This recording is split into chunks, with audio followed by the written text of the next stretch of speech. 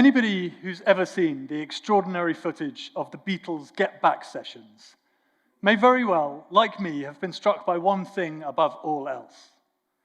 Just how silly these four men are. For anyone who hasn't seen it, the greatest band in the world, everybody agree? Yeah. Good. Are in the studio working on new material, and they've allowed a film crew unparalleled access to the entire thing. It should be like watching Da Vinci paint, right? But in actual fact, much of what we see is aimless. There's silly voices, endless repetition, they mess about. They sing nonsense versions of songs that barely exist, and yet somehow, out of all of this looseness, emerge songs that we recognize half a century on as monumental. What makes it all the more remarkable, to me at least, is the context.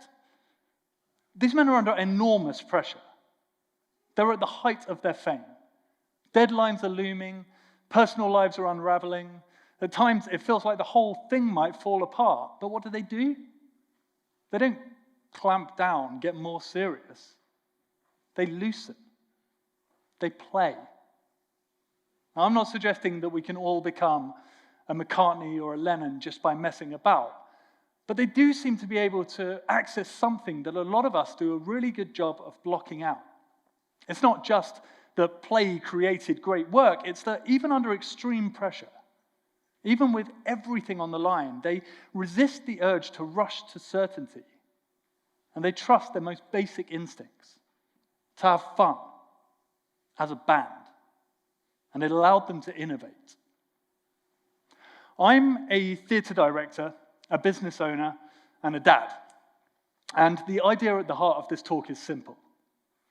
Remembering to leave space for play might make your life and the lives of those around you richer, kinder, and, well, more human. In the theatre, a rehearsal room lives or dies on how well the ensemble that inhabits it learns to play together.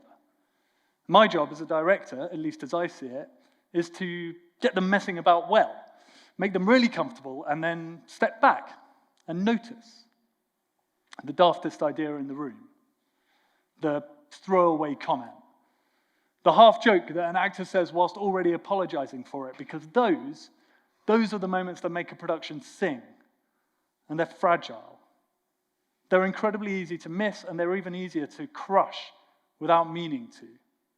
My ability to notice and nurture these nuggets is the reason that theatres and producers allow me to make work for them. And my willingness to leave space for this kind of play is, I hope, the reason people like collaborating with me. I also know that many of you will recognize the flip side of this. The ticking clock, the pressure, the voice in your head saying we don't have time for this. There are many moments in life where playfulness feels irresponsible, and so we rush to good enough rather than mining for brilliant. In improvisation, we got this really simple idea called yes and. Anybody that's ever taken a drama class will surely recognize this. For those of you who haven't, here's how it works. Someone brings you an idea, you don't judge it, you accept it as true for now, and then you add something. Yes and. Yes, that is happening. And what if this also happened? The opposite happens in real life all the time. Yes, but. Yes, but we don't have time. Yes, but what about the budget? Yes, but let's be realistic. Every one of these responses sounds sensible, responsible even, but every one of them quietly ends the play, the innovation.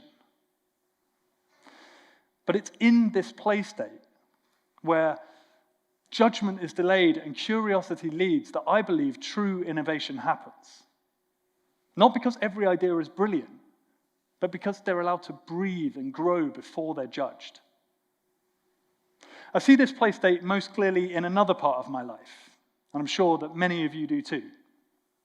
At home, with my daughter, play is a wildly imaginative, freewheeling improvisation with no script, no rules, and very little concern for my dignity. She threads random thoughts together without judgment until the next link is made. And, well, this feels very exposing to say, but honestly, sometimes I find that quite boring. I'm very good at being physically in the room whilst mentally elsewhere. And I find myself hoping that the activity will end so that I can get on with something useful. See, here's the rub. Good, valuable play is not about being the most creative person in the room. It's about resisting the urge to make the moment useful. It's about staying present. So on to the difficult bit. How? How do we retain that childlike urge to play when even those creatives who make a living out of it struggle? Well, here's the simplest suggestion I have. You don't need more time. You don't need a new routine. You just need to change the next sentence that you say. The next time somebody comes to you and says something like, "How will this work?" instead of rushing to a sensible answer, try saying something like, "I don't know. Let's play a little. See if we can work it out." The next time you find yourself about to say yes, but, try yes and instead. Not forever, just to see how far it takes you.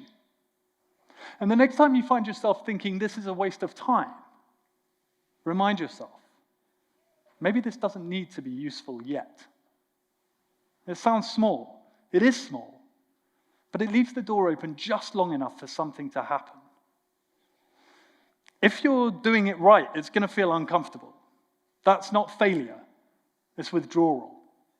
You're going cold turkey from the results-based world we inhabit. And you're trusting your body and your mind to trust imagination again. That takes practice. Stick with it. Something might shift. Curiosity might return. Ideas might blossom, not because you forced them, but because you finally left space for them. Maybe you'll make yourself happier. Maybe you'll make someone you love happier. Maybe you'll surprise yourself, and maybe, just maybe, you'll come up with something incredible. Worst comes to worst, you'll probably have a bit more fun.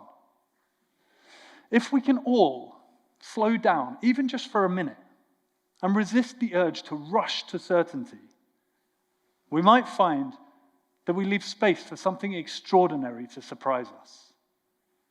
Thank you.